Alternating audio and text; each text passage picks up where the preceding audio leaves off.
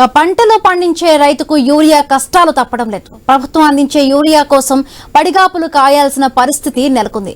పొద్దంతా ఎదురు చూసినా ఒక్క బస్తా యూరియా కూడా దొరకడం లేదని రైతులు ఆవేదన వ్యక్తం చేస్తున్నారు. కొమరం భీం ఆసిఫాబాద్ జిల్లాలో యూరియా కేంద్రాల వద్ద రైతులు పడిగాపులు పడుతూ ఉన్నారు. ఎరువుల పంపిణీలో అక్రమాలు జరిగాయని రైతులు ఆరోపిస్తూ ఉన్నారు.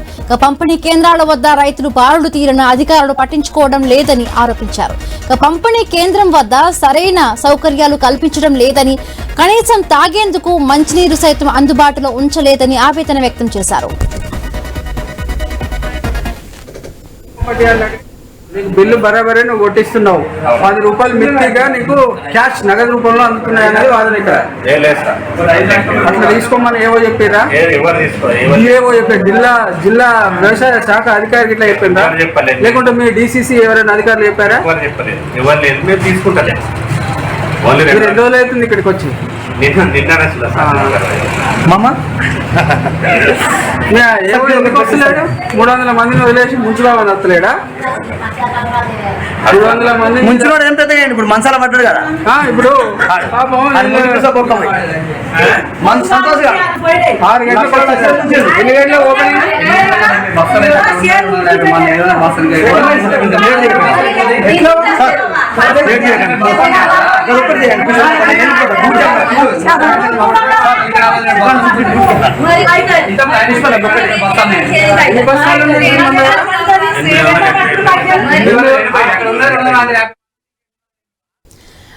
రైతుకు యూరియా కష్టాలు తప్పడం లేదు. పొద్దున్నుంచి లైన్ లో ఉన్నా కూడా రైతులకు యూరియా సరైన సమయానికి కూడా అందని పరిస్థితి.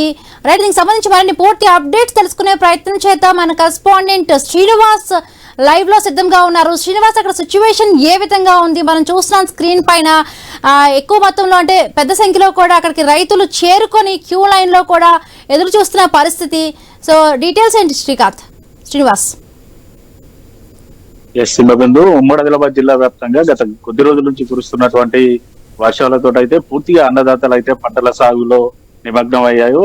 6 కాలం కష్టపడి పంటలు పండిస్తున్నటువంటి రైతులకైతే ఇప్పుడు పంటలు సాగు చేయడం మొదలుకొని పంటలు అమ్మే వరకు అయితే ఇబ్బందులు అయితే తప్పని పరిస్థితులు అయితే ఉన్నాయి. దాదాపుగా ఉమ్మడి ఆదిలాబాద్ జిల్లా వ్యాప్తంగా ఇటు వరి, పత్తితో పాటు ఇతర పంటలు అయితే 20 లక్షల ఎకరాల్లోనైతే పంటలు సాగు చేస్తూ ఉంటారు.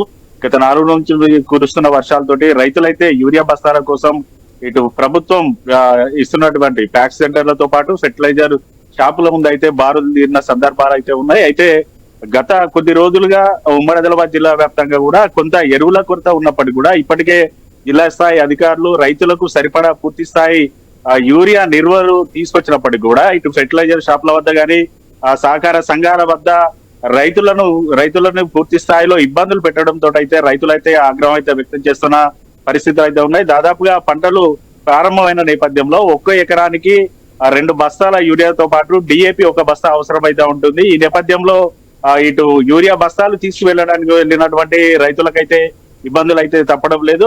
ఓవైపు లింకు లేదంటూ, అలాగే డీడీలు కట్టలేదంటూ రైతులను అయితే ఇబ్బంది పెడుతున్న పరిస్థితులు అయితే ఉండగా, కొన్ని ఫెర్టిలైజర్ షాపుల్లో 2 యూరియా బస్తాలు తీసుకోవాలంటే కూడా 1 కార్బన్ బస్తా తీసుకుంటేనే యూరియా బస్తాలు ఇస్తామంటూ కూడా కొన్ని ఫెర్టిలైజర్ షాప్ యజమానులు ఇబ్బందులకు గురి చేస్తున్నారంటూ కూడా రైతులైతే ఆవేదనలు వ్యక్తం చేస్తున్న పరిస్థితులు అయితే ఉన్నాయి. ఇటు సహకార సంఘానికి గవర్నమెంట్ నుంచి దాదాపుగా ప్రభుత్వం నుంచి సహకార సంఘాలకు 60% మేర యూరియా బస్తాలు అయితే వస్తూ ఉంటాయి. ఫెర్టిలైజర్ షాపులకి 40% మేర యూరియా బస్తాలు వస్తూ ఉంటాయి. ఈ నేపథ్యంలో ఇటు వ్యవసాయ సహకార సంఘాలకు వచ్చినటువంటి యూరియా బస్తాలతో పాటు ఫెర్టిలైజర్ షాపులోకి వచ్చినటువంటి యూరియా బస్తాలని ఇటు రైతుల పేరులతోటి డీడీలు తీస్తూ పక్కన ఉన్నటువంటి మహారాష్ట్రకు సరఫరా చేస్తున్న సందర్భాలు అయితే ఉన్నాయి. ఇప్పటికే ఇటు ఆదిలాబాద్ కావచ్చు, కొమరం భీం జిల్లాలో ఇటు చింతలమానపల్లి వద్ద కావచ్చు, మంచిర్యాల జిల్లాలో చెన్నూరులో కూడా ఇటు మహారాష్ట్రకు తరలిస్తున్నటువంటి యూరియా వాహనాలను అంటే ఇప్పుడు యూరియా పంపిణీలో కూడా అక్రమాలు జరుగుతున్నాయంటూ కూడా రైతులు ఆరోపిస్తున్న పరిస్థితి.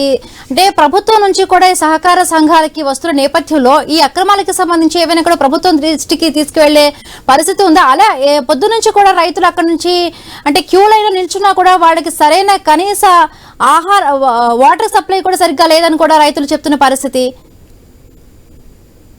సింహబిందు దాదాపుగా యూరియా బస్తాలు ఇస్తున్న నేపథ్యంలో ఉదయం 5 గంటల నుంచి కూడా పూర్తిగా రైతులైతే ఇటు వ్యవసాయ సహకార సంఘం వద్ద కావచ్చు, ఇటు ఫెర్టిలైజర్ షాపుల వద్ద బార్లు తీరుతున్న పరిస్థితులు అయితే ఉన్నాయి. ఇటు వ్యవసాయ సహకార సంఘం నుంచి 266 రూపాయలతో పాటు 5 రూపాయలు ఇటు హమాలి ఛార్జ్ కలుపుకొని 271 రూపాయలకైతే ఇటు రైతులకైతే యూరియా బస్తా అందించాల్సి ఉంటుంది. అదే ఫెర్టిలైజర్ షాపుల్లో దాదాపుగా 350 నుంచి 500 వరకు ఛార్జ్ చేస్తున్నారంటూ కూడా రైతులైతే చెప్తున్నారు. దాదాపుగా గంటల తరబడి ఇటు క్యూ లైన్ లో నిల్చోలేక కూడా రైతులు కూడా పూర్తిగా పాస్ బుక్లను క్యూ లైన్ లో పెట్టిన సందర్భం అయితే తలమడుగు మండలం ఇటు పల్బి గ్రామంలోనైతే నిన్న ఆ ఘటన కూడా చేటు చేసుకుంది.